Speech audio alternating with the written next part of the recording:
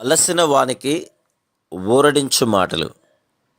సహోదరుడు భక్త్ సింగ్ గారి పరిచర్య నుండి సేకరించిన అనుదిన ధ్యానములు. నవంబర్ 29. నీకు దృష్టి కలుగునట్లు నీ కన్నులకు కాటుకను నా యొద్ద కొనుమని నీకు బుద్ధి చెప్పుచున్నాను. ప్రకటన గ్రంథము 3వ అధ్యాయము 18వ వచనం. మార్కు సువార్త 8వ అధ్యాయంలో ప్రభువు ఆత్మీయ అంధత్వమును గురించి మాట్లాడుచున్నాడు. ఆయన తన శిష్యులను, మీరు కన్నులుండి చూడరా, చెవులుండి వినరా, జ్ఞాపకం చేసుకునరా అని అడిగాను. 18వ వచనం. ప్రభువు మొదట చూపించిన మొదటి రకపు అంధత్వం మార్కు సువార్త 8, 11, 12 వచనములలో ఉంది. పరిసయ్యులు ప్రభువైన యేసు చేసిన అనేక అద్భుతములను చూచిరి, అయినను వారాయనను నమ్ముటకు ఇష్టపడలేదు. ఆయన అధికారము గల వాని వలె బోధించినందున జనసమూహములు ఆయనను గుర్తించిరి. మత్తయి సువార్త 7:29, మార్కు 1:22, లూకా సువార్త 4:32. అంతకుముందెన్నడూను ఏ ప్రవక్త చెయ్యని అద్భుతములను ఆయన చేయుచున్నాడని వారికి తెలియను. అయినను ఈ పరిసయ్యులు ఆయనను సూచక క్రియలు చేయమని అడుగుచున్నారు.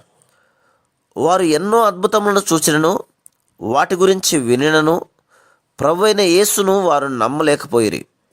వారు పూర్తిగా అంధులైరి. ప్రజలలో నేడు ఇదే పరిస్థితి కనబడుచుంది.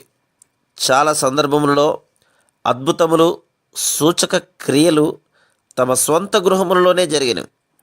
వారి ప్రార్థనలకు జవాబు దొరుకుట కూడా వారు చూచిరి.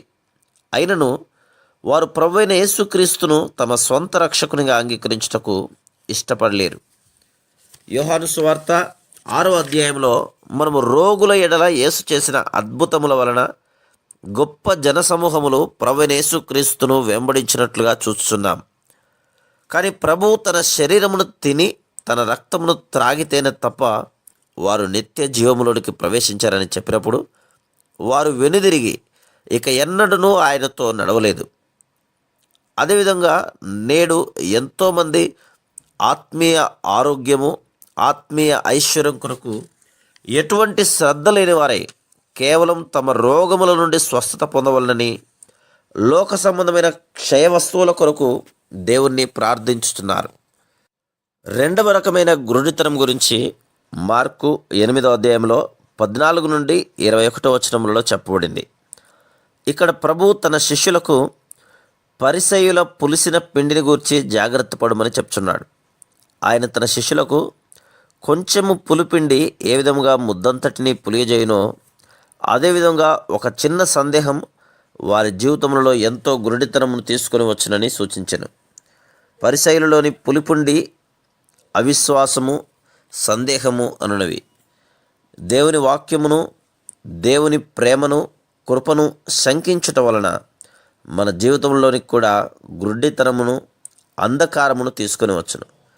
ఈ విధంగా ఎంతోమంది విశ్వాసులు వారి సంతోషమును, శాంతిని, విశ్వాసమును పోగొట్టుకునేది. కొందరు తాము అనుకునుచున్నట్టుగా తమ ప్రార్థనలకు జవాబు రాకపోవటచే దేవుని సందేహించుటకు ప్రారంభించుదురు. బుద్ధిహీనతతో వారు సంఘ కూడికలకు, వాక్య పఠనమునకు, ప్రార్థనకు వచ్చుట, దశమ భాగమును ఇచ్చుట, వ్యక్తిగత మౌన ధ్యాన సమయమును మానివేయుదురు. ఆ విధంగా వారు అవిశ్వాసమును అనుమతించటం వలన వారి జీవితంలోనికి గుడ్డితనము, అంధకారము వచ్చును. అందువలనే ప్రభువైన యేసు తన శిష్యులకు పరిసయ్యుల పులిపిండిని గూర్చి జాగ్రత్త పడుమని హెచ్చరించెను. Praise the lord.